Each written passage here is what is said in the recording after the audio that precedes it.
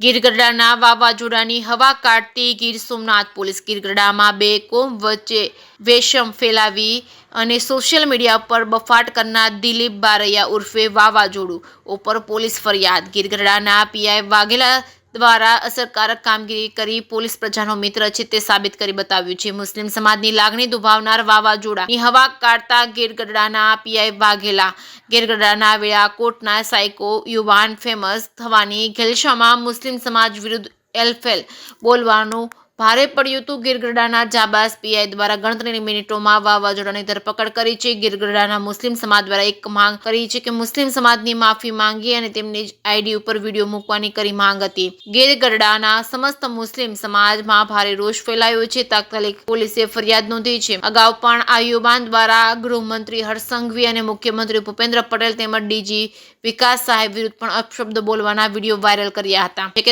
સાથે સબીર સેલોત કોડીનાર.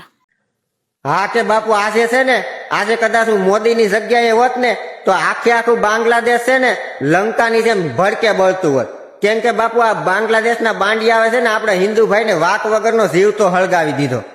એટલે જેટલા પણ ભારતમાં બાંગ્લાદેશી બાંડિયાઓ છે ને એ બધા કાન ખોલીને સાંભળી લો કે અત્યારે તમારા બોરિયા બિસ્તરા બાંધી અને બાંગ્લાદેશમાં વેતી સૂચના થઈ જાવ.